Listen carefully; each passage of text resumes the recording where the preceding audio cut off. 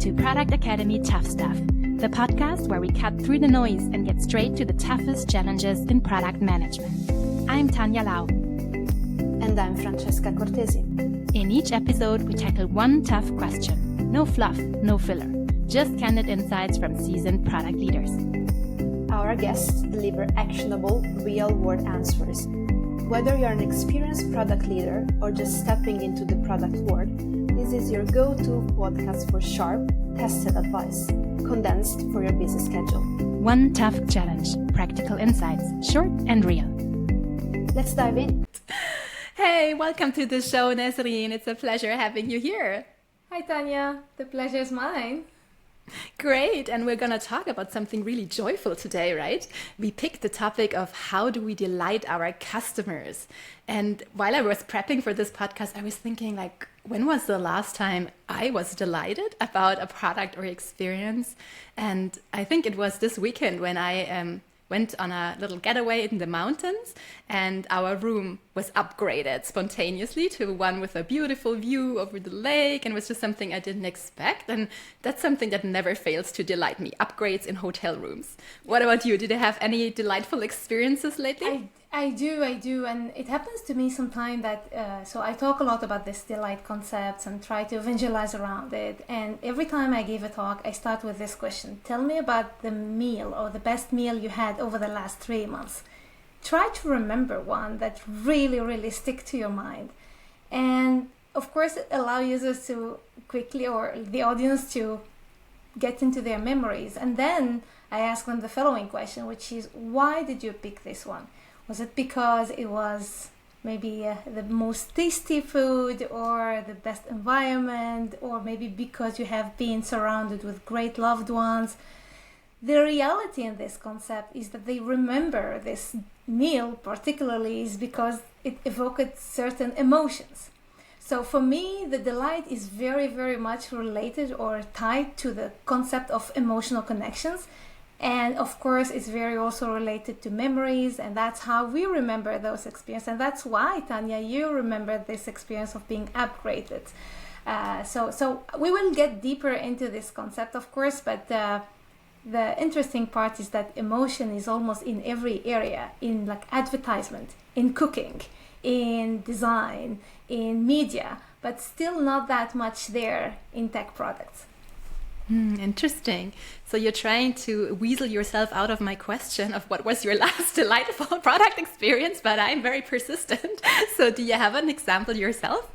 Yes. So let me tell you let me try to share one of my latest experience. I worked at Spotify. It's not because I'm biased by Spotify, but the other day it was Halloween, and my daughter, she's only 8 years old, she wanted to put some Halloween songs. And I realized that when you're listening to a Halloween song during the Halloween season, on Spotify, the follower of the track, how the progress bar is a pumpkin. Oh. And I mean, it's just nothing, but I didn't even notice it, but my daughter noticed that. And I felt like this is so seasonal, this is so themed, and it's so delightful. So here's my latest example for you. That's a fun one. Yeah, and it's something so small, but it's something they didn't have to do, right? Yeah. It makes you feel like they put in some extra effort. Or how would you explain why it is delightful to you? Yeah, so I think I already started by saying that delight at the end of the day is about creating emotional connections. And it's not necessarily, I'm not saying that it's easy. It is, of course, we will get into how to create that. But if we try to put words into that, I would say it's about reminding users that there are real human behind the product. Oh, mm-hmm. You see it. So sometimes we use the product for its productivity or because it's useful. And we forget that it was built by a human being, because there is nothing that reminds us throughout the product or throughout the journey about that concept. If we want to create emotional connection between the product and the users, it's very important to emphasize that concept. There are human beings that really get to build that product for you. We know you, we know your challenges, and that's why we are creating this feature for you. So this is to explain what it is to create emotional connections. However, if you are a product manager now and you wonder how can I create or how can I even invest my time in creating this emotional connection between my product and my users, I would say it's a lot about shifting your mindset from only solving for functional needs and try to include solving for emotional needs as well. So our users do have, of course, functional needs. Let's go back to the Spotify example. I've been at Spotify for about 4 years, and of course, the functional needs for listening to Spotify is to get the music or hear some podcasts. That's functional need. But do you know that there are so many emotional needs for using Spotify? Why do users use Spotify on an emotional level? Could be to feel less lonely, to feel productive because I need to get some music while I'm working, to feel connected, to be part of some things. And these concepts, what I call the emotional motivators, are studied. They are extracted out of UXRs. They are identified by the company in order to be injected in the product so that the users feel that not only their functional needs are honored, but also their emotional needs as well. That's super interesting. So maybe can we try to apply this to something, a product that is really boring? Like, what is the most boring product that comes to mind?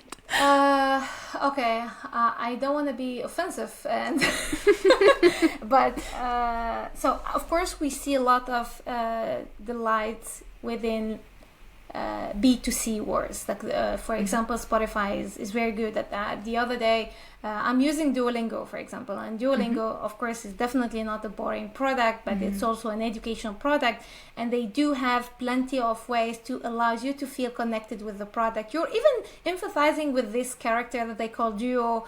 They have this concept of Duolingo streaks where they like allow you to feel like whether am I on track with my learning objective, etc.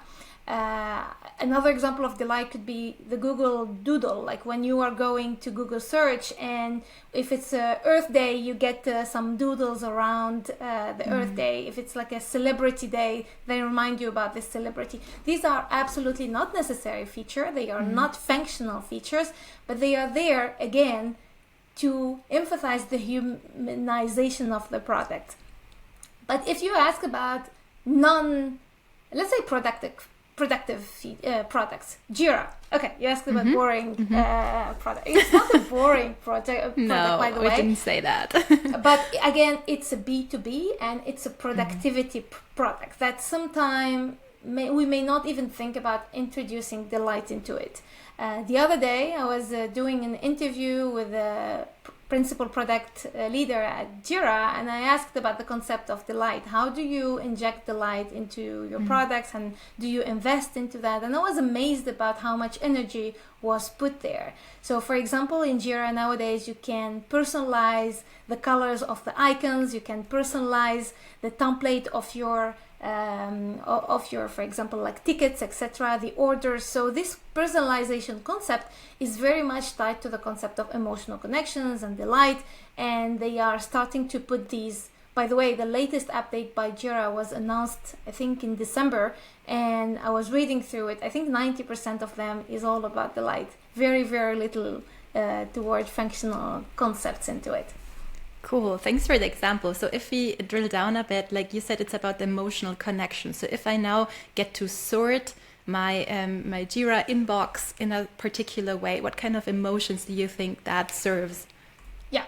So why do you want to use Jira? First of all, sometimes because the company tells you about that. But let me give you a personal example. I've been using Jira for about 4 years when I worked as a product manager at Spotify, and then I moved to Google. And while I was using Jira, I never felt that I would be missing it, or I love it, or I have any sort of emotional connection with it. But when I moved to Google, we didn't use Jira. We use Google Docs, we use Google Sheets. I have nothing against this, but these are not like targeted toward these like these objectives and getting yourself as a better product manager. So it happens to me that I missed Jira. I missed Jira very, very much and very hardly because I invested heavily into learning the tool. and I started to know how to use it to make myself as a better product manager.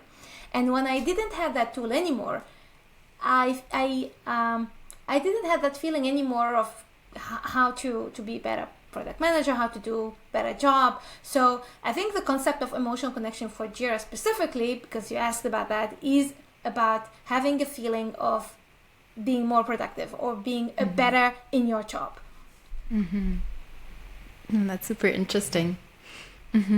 And so we were talking about the fact that a lot of these delight moments come from things that you maybe didn't expect, or that the company didn't have to do in the first place. It was not the thing that you bought. It was part of the package that you bought. Basically, it's something on top or something different.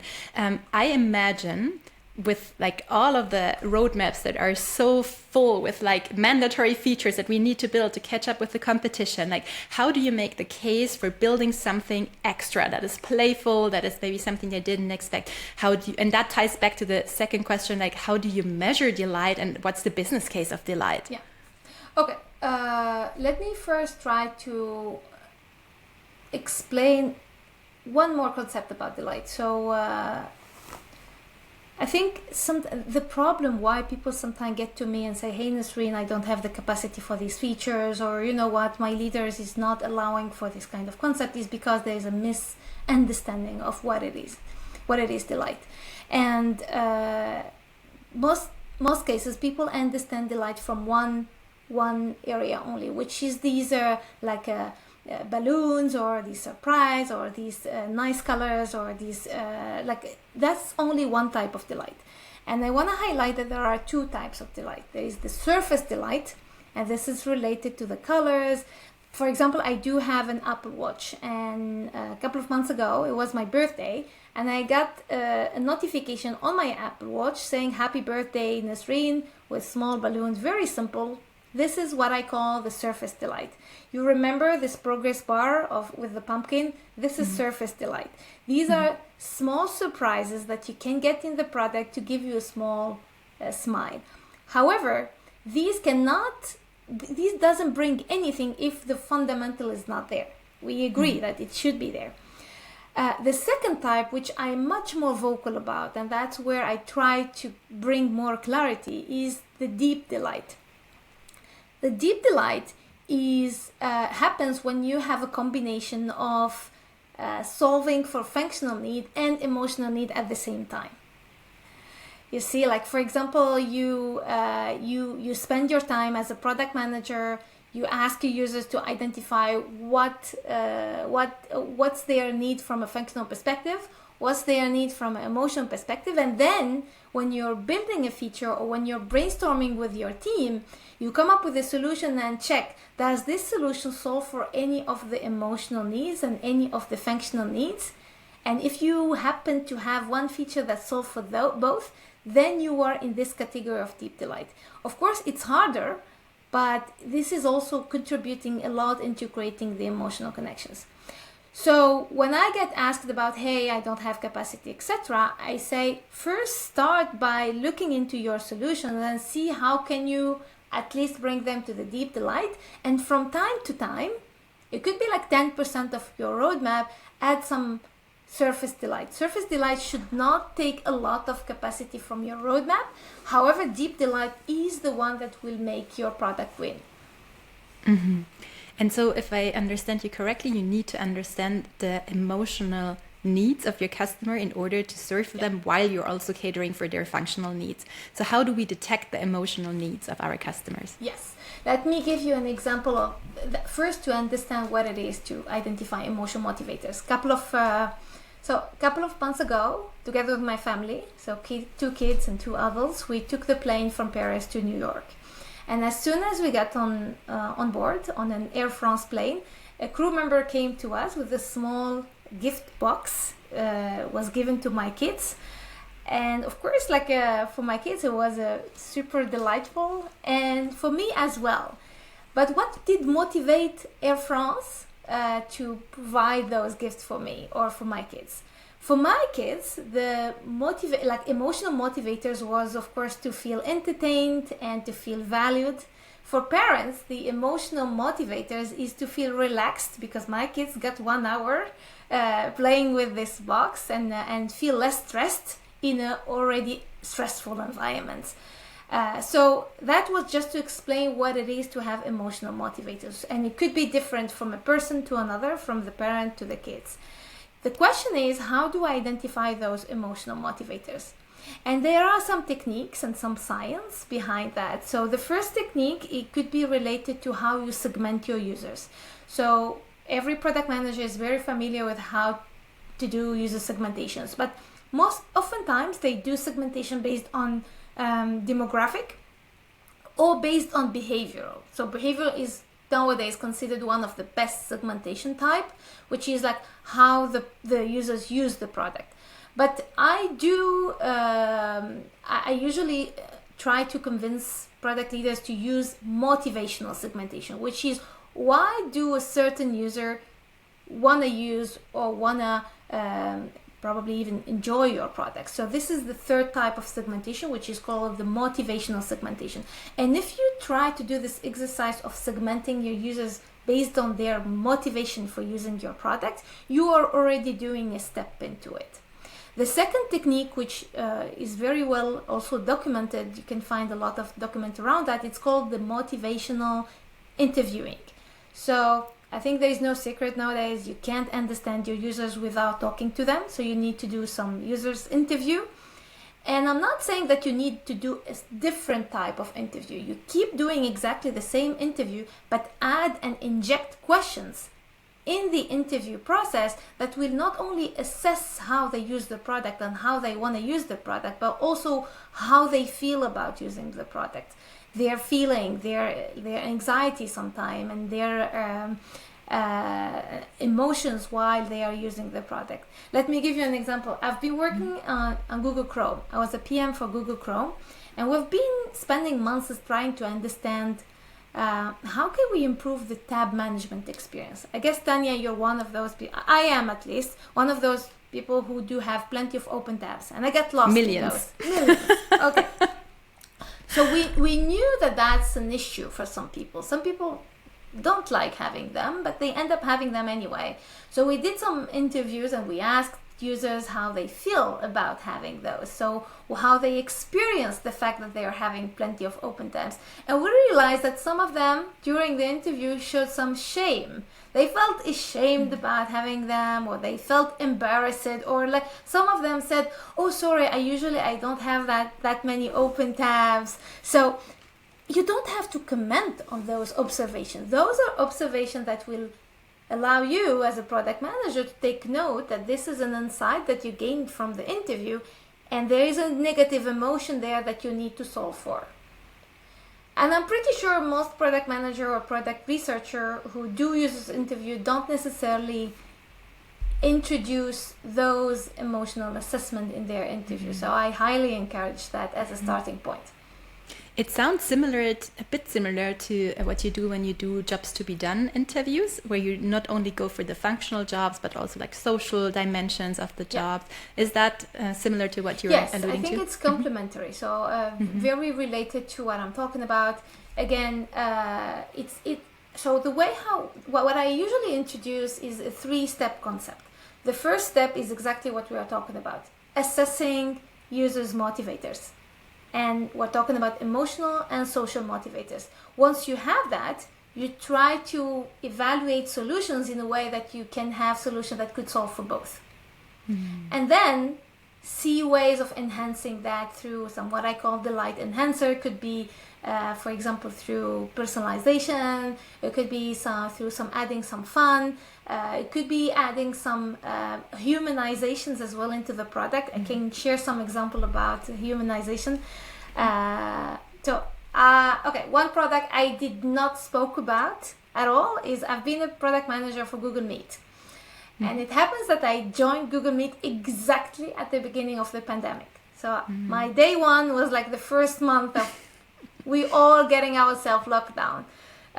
It's not the best way to start a job, but it was an interesting and funny way, because what happened specifically during those days is that Google Meet was experiencing a peak of usage. Like imagine from some meeting happening in the office, everything now is happening online.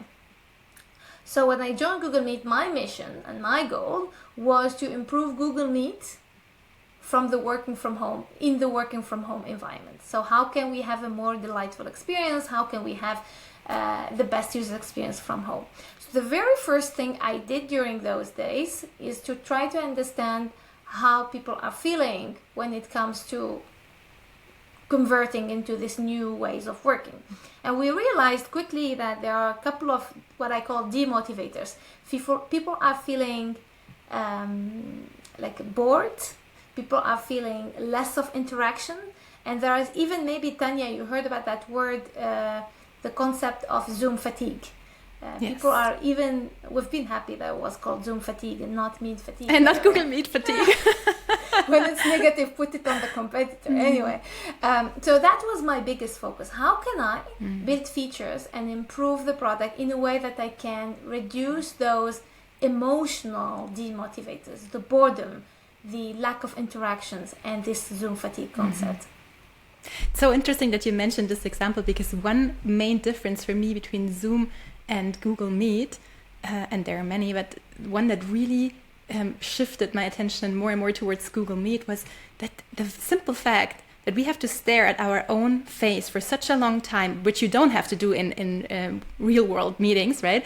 And we just look prettier on Google Meet, don't you think? Like somehow you managed to make, was that intentional that we look prettier there, like with all the filters and stuff?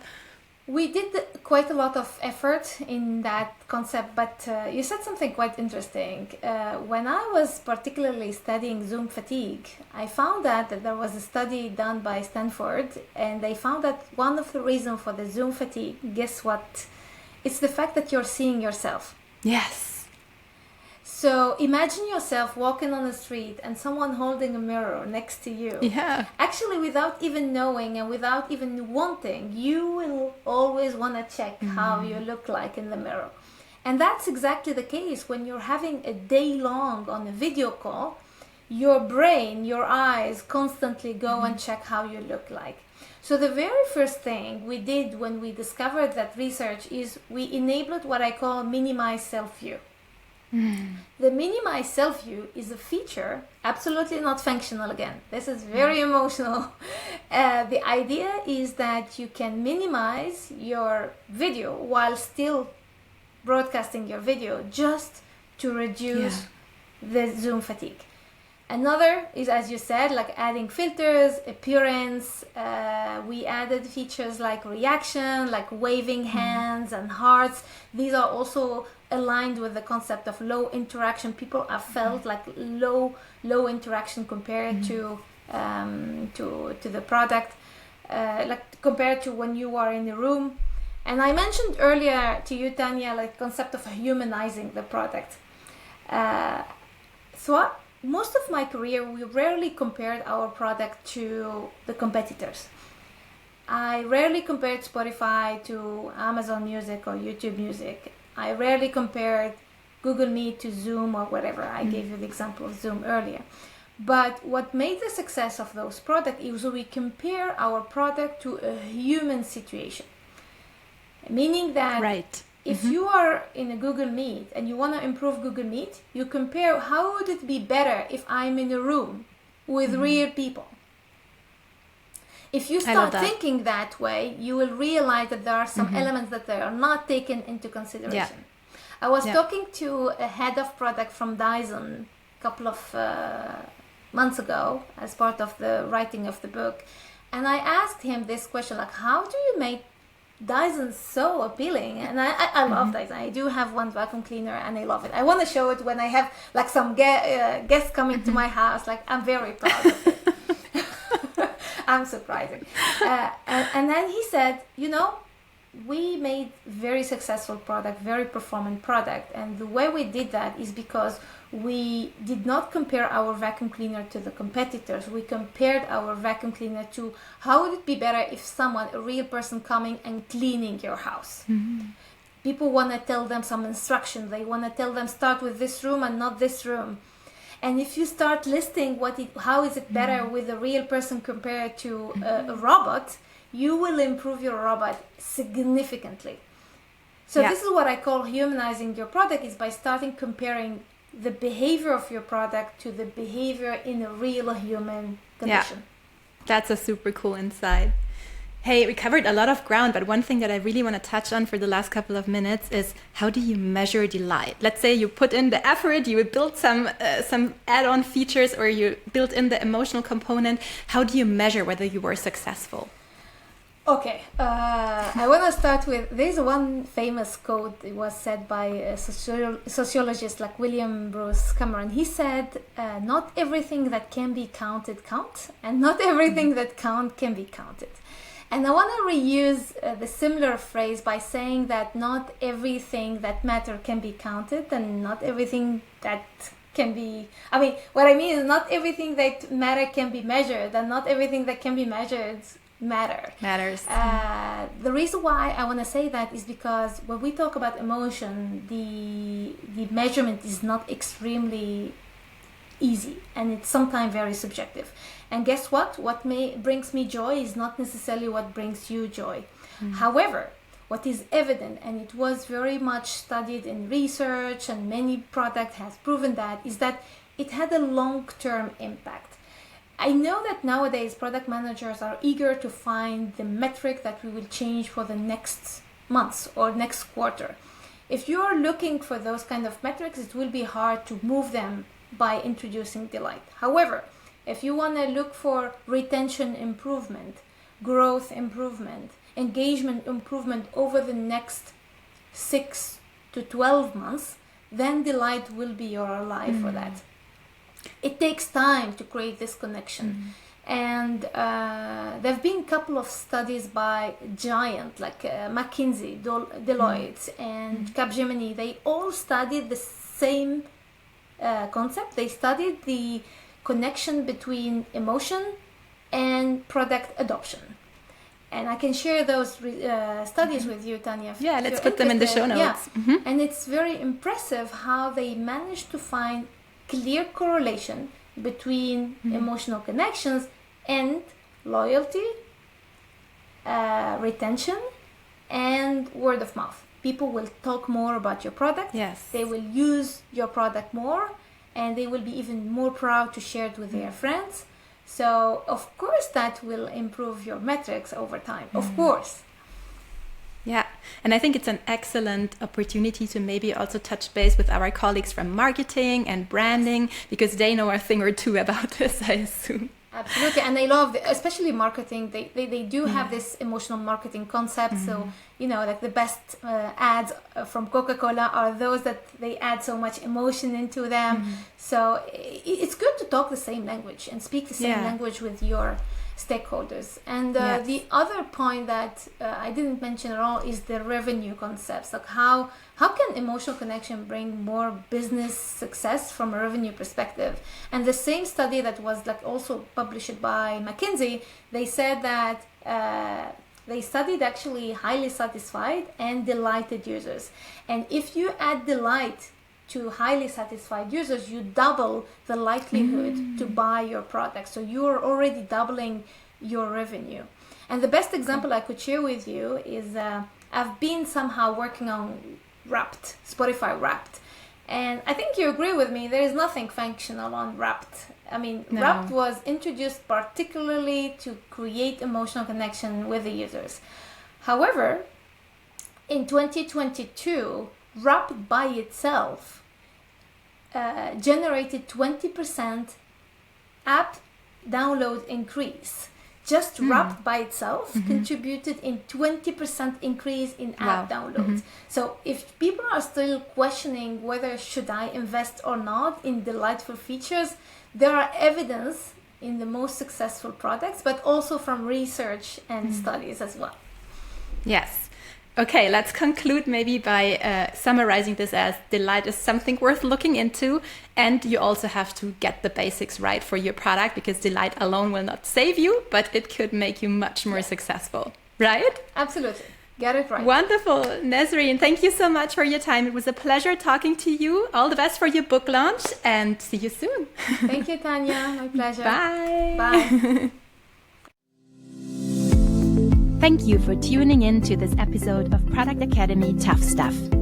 We hope today's tough question gave you practical, actionable insights. If you enjoyed the episode, do us a favor and leave a rating or review. It will help us grow the podcast and make future episodes even better.